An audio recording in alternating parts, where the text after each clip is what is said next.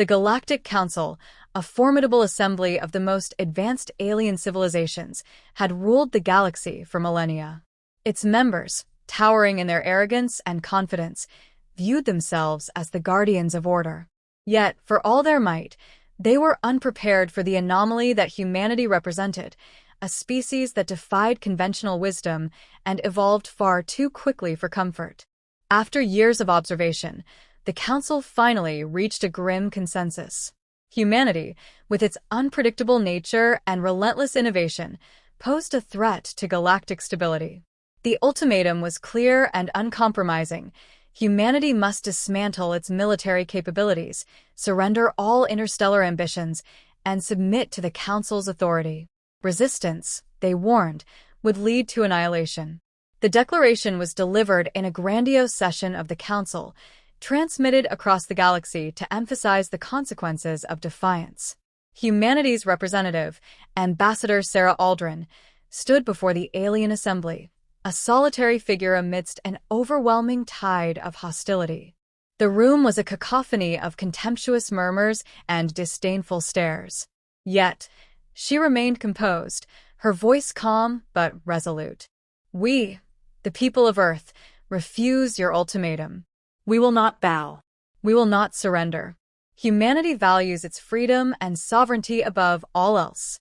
If you choose war, know that we will not go quietly." The chamber erupted in outrage. Council members sneered, their alien features contorting with incredulity. A mere backwater species, daring to challenge the might of the galaxy's oldest powers? The notion was laughable. One particularly disdainful voice cut through the din. Humans are fools. They lack the wisdom to understand their place. But for all their mockery, unease simmered beneath the surface. Humanity's tenacity was well documented. This was, after all, the species that had survived countless self-inflicted disasters and emerged stronger each time. Even as the Council dismissed humanity's defiance as suicidal bravado, some among them questioned whether their decision had been made too hastily. Back on Earth, the ultimatum galvanized a fractured world. Old rivalries were set aside, and nations united in a way previously thought impossible. Leaders addressed their citizens with a mix of solemnity and determination, urging them to prepare for the unthinkable. Factories were repurposed for war production, research facilities worked around the clock, and every corner of the planet buzzed with activity. The ultimatum was not just a threat, it was a catalyst. Humanity, faced with the prospect of extinction, found itself unified as never before. The Council's message had been clear: humanity's defiance would lead to its destruction. What the Council failed to grasp, however, was the depth of humanity's resolve. In the shadows, plans long considered impossible began to take shape. Scientists and engineers delved into projects that had once been relegated to the realm of science fiction. Military strategists pored over centuries of warfare, drawing lessons from history. Humanity was preparing, not to survive, but to fight. Humanity's response to the Galactic Council's ultimatum was not an act of desperation but the culmination of years of foresight and preparation. Long before the ultimatum, whispers of the Council's oppressive nature had reached Earth. Observations of conquered species, stripped of their autonomy and dignity, painted a grim picture of the galaxy. Humanity knew it was only a matter of time before their rapid progress drew unwanted attention. In secret, Earth's brightest minds had been laying the groundwork for a defense that no one could have predicted. Across the planet and beyond, hidden research facilities and military installations worked tirelessly to prepare for the inevitable. On the Moon and Mars, facilities operated under strict secrecy, developing technology that pushed the boundaries of human understanding. These bases became the hubs of Project Terra, a classified initiative that aimed to ensure humanity's survival in the face of overwhelming odds. At the heart of Project Terra were breakthroughs that even the Galactic Council had not anticipated. Reverse engineering the remains of alien technology from earlier, covert encounters provided humanity with insights into faster-than-light travel. Theoretical physics became practical applications, and soon, humanity had developed its first fleet of starships capable of interstellar combat. Each vessel was a testament to human ingenuity, combining adaptive AI, modular designs, and advanced weaponry that could outthink and outmaneuver even the most sophisticated alien fleets. These achievements came at a cost. The sacrifices required to turn theory into reality were immense. Scientists and engineers worked in grueling conditions, often cut off from their families for years. Soldiers underwent rigorous training, knowing they might never return home. Families bid tearful farewells to loved ones, understanding that survival depended on their collective effort. Yet, amidst the hardship, there was no despair, only determination. Humanity's leaders, united for the first time in history, delivered speeches that ignited a sense of purpose across the globe. They spoke of the need to fight not just for survival but for the ideals that defined humanity: freedom, creativity, and the right to determine one's own destiny. These ideals became the backbone of the effort, galvanizing even the most cynical skeptics. In the shadows, humanity also developed new tactics that would exploit the weaknesses of their opponents. Military strategists and historians studied the Galactic Council's previous conflicts, identifying patterns and vulnerabilities. They devised a doctrine that relied on speed, unpredictability, and asymmetry, turning humanity's smaller numbers into an advantage rather than a liability. As the deadline of the ultimatum loomed closer, humanity's preparations reached a fever pitch. Factories churned out weapons and starships at an unprecedented rate. AI-driven systems ensured efficiency, while human creativity solved problems that machines could not. On the eve of the Council's expected attack, humanity stood ready, not as a defeated species, but as a force unlike anything the galaxy had ever seen. What the Galactic Council had mistaken for weakness was, in truth, humanity's greatest strength: the ability to adapt, innovate, and unite under pressure. The galaxy was about to learn that this so-called reckless species had teeth, and it would bite back harder than anyone expected. The Galactic Council underestimated humanity, a mistake that would prove costly.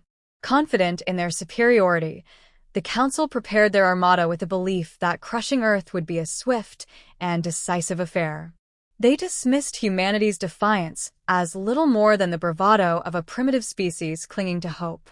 Their fleet, vast and overwhelmingly powerful, assembled near the edges of human-controlled space, poised to deliver what they believed would be a final lesson in submission. The Council's forces were the pinnacle of technological might, comprising warships bristling with advanced weaponry and defensive systems centuries ahead of what they assumed humanity possessed. But arrogance blinded them. They failed to account for one critical factor: humanity's ability to turn its disadvantages into strengths. As the Council's fleet approached the Sol system, their confidence began to waver. Instead of encountering disarray or desperation, they found silence. No attempts at negotiation, no pleas for mercy, just an eerie, calculated stillness. That silence was shattered when the Terran fleet emerged. What appeared out of the void was not a ragtag assembly of ships, but a meticulously coordinated force, unlike anything the Council had ever seen. Humanity's starships were sleek, angular, and bristling with a blend of human ingenuity and reverse-engineered alien technology. Each vessel was a weapon in its own right, equipped with adaptive AI systems that learned from every engagement, compensating for humanity's smaller numbers with unparalleled precision and adaptability. The Council's initial attack met an unexpected resistance. Human ships moved with an agility that defied conventional tactics, exploiting weaknesses the Council didn't realize they had. The first skirmishes were brief, but decisive, with the Terran fleet delivering devastating counterstrikes. Ships that the Council assumed would crumble under their firepower instead held their ground, thanks to energy shielding technology that matched, if not surpassed, their own. The battles escalated as the Council's commanders scrambled to adapt. But every move they made was met with a calculated human response. Guerrilla tactics, honed through centuries of terrestrial conflict, were employed on a galactic scale. The Terran fleet struck fast, hit hard, and vanished before the Council could mount an effective counteroffensive. The pivotal moment came when the Terran fleet targeted the flagship of the Council's armada, a colossal dreadnought that symbolized their dominance. Using a combination of precision strikes and AI-coordinated maneuvers, humanity's forces disabled its shields and delivered a crippling blow. The destruction of the flagship sent shockwaves through the Council's ranks, sowing chaos and fear. For the first time in millennia, the Galactic Council faced an enemy that not only matched their might but outmaneuvered their strategies. Humanity had turned the tide of the conflict, forcing the Council to confront an unsettling truth. They had miscalculated. What they believed was an easy conquest had become a battle for survival against a foe they could no longer afford to underestimate. The galaxy, once under their unquestioned control, was starting to slip through their grasp. The decisive destruction of the Council's flagship marked a turning point in the conflict. For the first time, the Galactic Council faced the reality of defeat at the hands of a species they had dismissed as primitive. The once mighty armada, now fragmented and demoralized, struggled to regroup. Human forces, relentless and adaptive, pressed their advantage, striking with precision and purpose. The Terran fleet, though smaller in number, demonstrated an unyielding determination and tactical brilliance that the Council simply could not match. Using advanced AI and data from previous engagements, human commanders anticipated and countered every move the Council attempted. Each battle further showcased humanity's resourcefulness, improvised solutions, creative strategies, and an unbreakable spirit. As the Council's forces faltered, whispers of humanity's defiance spread across the galaxy. Oppressed species, long subjugated under the Council's rule, began to take notice. Footage of the Terran fleet's victories, along with humanity's refusal to submit, inspired rebellions on distant worlds. Colonized planets rose up, sabotaging Council operations and cutting off vital supply lines. What had begun as a war between the Council and Earth had ignited a galaxy-wide movement against tyranny. The Council's coalition, already strained by arrogance and internal divisions, began to fracture. Member species, once united under the banner of control, questioned the wisdom of continuing the war. Some sought secret negotiations with humanity, hoping to align themselves with this rising power rather than risk obliteration. Others outright defected, unwilling to die for a cause that seemed increasingly futile. Amid the chaos, humanity extended an unexpected olive branch. Recognizing the broader implications of their victory, Earth's leaders broadcast a message to the galaxy. They spoke not of vengeance, but of a vision for a better future, one where no species lived under the shadow of oppression. They offered the Council a chance to surrender and join in rebuilding a fair and equitable order, one based on cooperation rather than domination. The Council, battered and cornered, had no choice but to concede. Their remaining forces stood down, and their leaders, once so arrogant, were forced to negotiate terms. Humanity's representatives, led by those who had once been scorned, took their place at the table not as subordinates, but as equals. The aftermath of the war reshaped the galaxy. The Galactic Council, now a shadow of its former self, dissolved.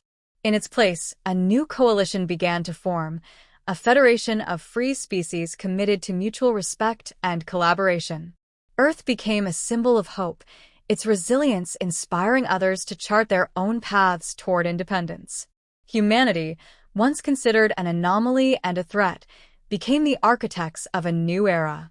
The Terran fleet, no longer needed for war, patrolled the galaxy as peacekeepers, ensuring that no species would suffer the fate humanity had fought so hard to avoid. The message was clear. The age of oppression was over, and a new chapter of freedom had begun.